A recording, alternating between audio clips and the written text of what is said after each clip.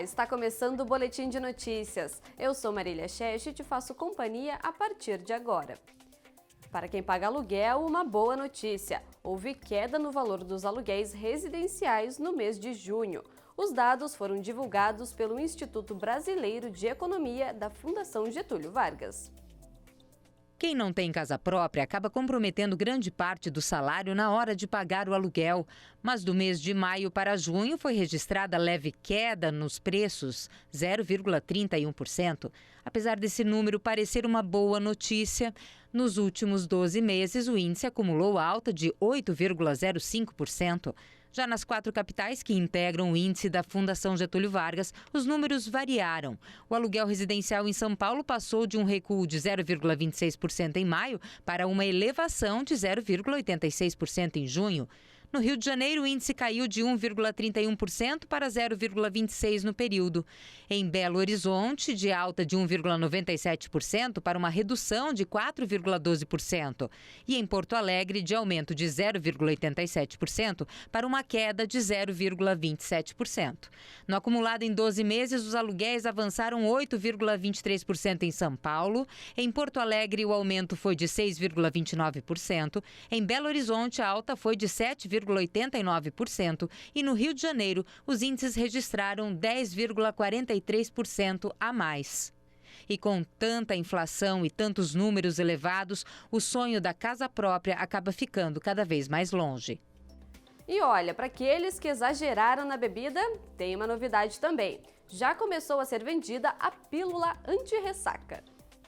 Farmácias de países da Europa já começaram a vender um remédio que promete acabar com a ressaca de quem exagera na bebida. São aqueles sintomas que quem abusa do vinho, da cerveja e outras bebidas alcoólicas conhece muito bem: tontura, boca seca, dor de cabeça. O fabricante explicou o método. 2 comprimidos devem ser consumidos entre 2 e 12 horas antes da bebedeira. Esse tempo será o suficiente para ativar bactérias que vão decompor o álcool antes de chegar ao fígado, ou pelo menos atenuar a quantidade. A ideia é quebrar as moléculas de álcool e transformar em água e gás carbônico. E aí, adeus ressaca! O fabricante também informou que o remédio evita a ressaca, mas não os efeitos imediatos da embriaguez. É um alerta para aqueles que pensam que assim estariam livres das obrigações legais impostas a quem consome bebida alcoólica, como no trânsito, por exemplo. Nas farmácias da Europa, uma caixa com 30 comprimidos será vendida ao equivalente a R$ 192, mas não há previsão para que o remédio chegue no Brasil. Você vai conhecer agora a emocionante história da Elaine, uma farmacêutica do Paraná que sofreu um AVC, mas tem superado as sequelas do acidente com a ajuda de profissionais e de toda a família. Hoje, 1 ano após o acidente, ela se formou em medicina e se tornou a primeira médica com tetraparesia no Brasil. Encarcerada no corpo, livre no pensamento. É assim que Elaine se descreve nas redes sociais. Ela é protagonista de uma história de superação e muita força. Já formada em farmácia, ingressou em 2012 no curso de medicina na UniOeste Campus Cascavel, no oeste do Paraná. Era uma estudante dedicada como tantas até tudo mudar no fim de 2014. Quando estava no 3º ano do curso, sofreu um grave acidente vascular cerebral, AVC, que acarretou na perda dos movimentos e da fala, uma condição chamada de tetraparesia. Acordou uma noite com muita dor de cabeça, foi tomar um medicamento, então ali no que ela foi pegar o medicamento para tomar, ela foi até o banheiro, sentiu náusea, passou mal. E ali ela desmaiou e ficou praticamente umas 15 horas sem atendimento. Quando uma moça encontrou, e que levou ela para o HU.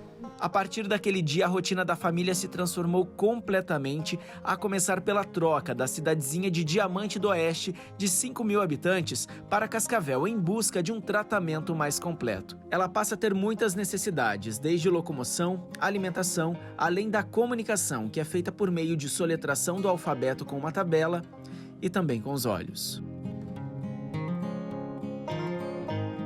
E entre os tratamentos, a fisioterapia passa a ser fundamental na estimulação dos movimentos que perdeu.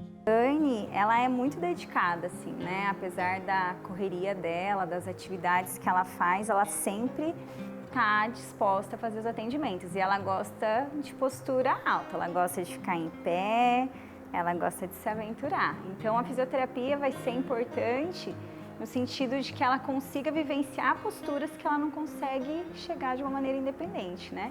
Muito orgulho, né? A Elaine é uma pessoa muito incrível, então ela é muito resiliente, muito forte, ela nunca está cansada. A gente fala, quer descansar, Elaine? Ela fala, não. Então, acho que isso que é o mais importante, né? Ela não é só forte, resiliente na vida pessoal, ali na dedicação com os estudos, mas ela é muito resiliente para o físico mesmo. Ela tá onde ela tá por toda essa força aí dela. E essa força serviu para dar sequência ao sonho de ser médica e voltar às atividades acadêmicas menos de um ano depois do acidente. Uma coragem que ia além das condições físicas, já que o sistema cognitivo responsável pelo raciocínio, pensamentos e memória ficou intacto com o AVC.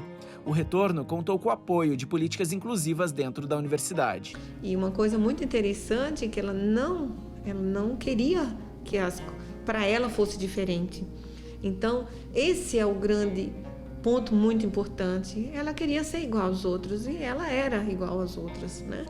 Com suas limitações, mas que ela conseguiu, foi ela mesma, com a nossa ajuda, né? Então, a gente conseguiu readaptar todo o mecanismo da estrutura de aulas, de atividades, né?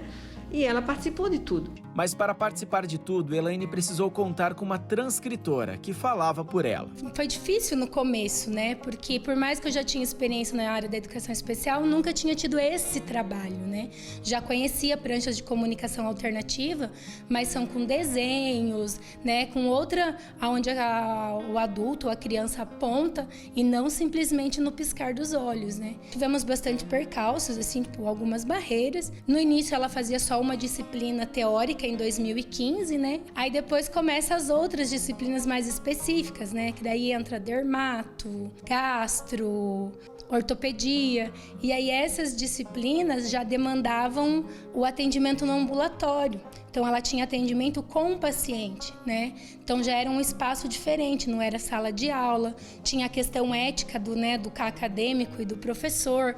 Aí foi começando as nossas barreiras a ser rompidas com os professores. E todas essas barreiras foram vencidas no mês de junho, quando Elaine se torna a primeira médica no Brasil com tetraparesia a se formar oficialmente. E ela já escolheu a área em que vai se especializar e que se vê atuando no futuro: radiologia, na produção de laudos médicos. Então, Elaine, ela vai continuar sendo um mito. Ela vai continuar sendo uma pessoa especial para a medicina. Dedicação, força de vontade e muita superação resumem a enorme história da doutora Elaine. Para Elaine, desistir nunca foi uma opção e nunca é.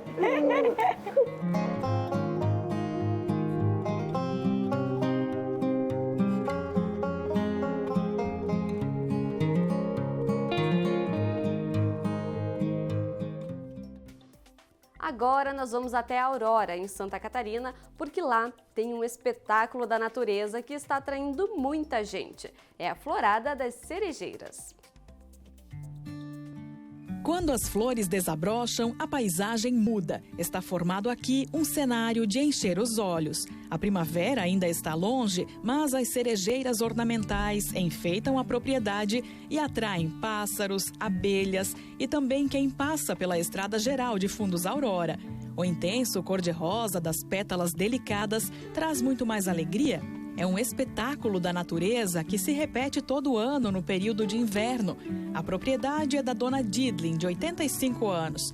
E toda essa plantação de cerejeiras se originou de algumas sementes que vieram do Japão. Em 99, nós resolvemos morar aqui, construímos e viemos morar por causa de doenças, né? E aí eu trouxe as primeiras mudas, cujas sementes um empresário de Rio do Sul tinha trazido do Japão.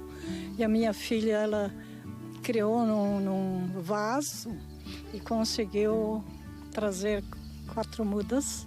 e eu trouxe para cá. Depois que a dona Didlin plantou as primeiras cerejeiras, as mudas começaram a se multiplicar aqui na propriedade. E aí ela continuou plantando em vários lugares, aqui inclusive na parte alta, nos morros. Hoje são mais de 2.000 pés, que tornam esse lugar um pequeno paraíso. E um dia a gente atrasou o corte da grama debaixo das árvores e aí a gente viu que estava brotando, porque essa semente leva 1 ano para nascer.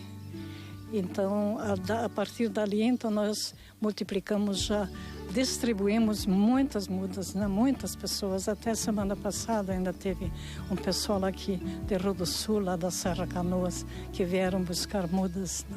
A florada dura cerca de 2 meses. Neste ano ficou um pouco prejudicada por conta do granizo que afetou o ciclo das plantas.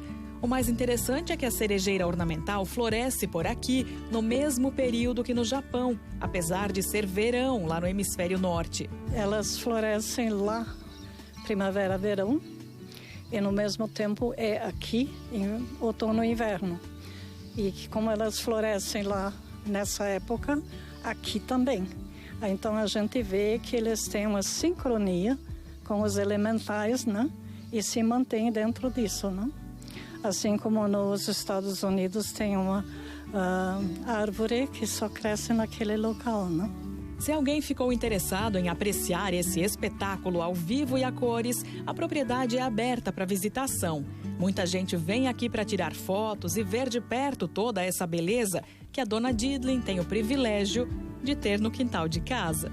Eu sou terapeuta floral, né? Então as flores representam muito, muito para mim. Aí eu me sinto muito acompanhada, muito, muito. Eu tenho N coisas que eu sinto, tá?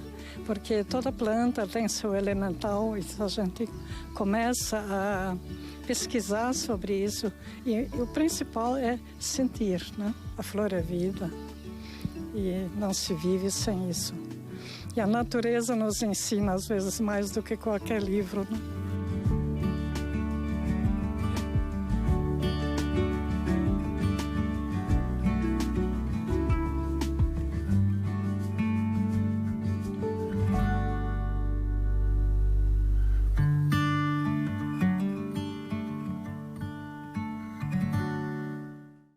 Está terminando o Boletim de Notícias. Obrigada pela sua companhia e até a próxima.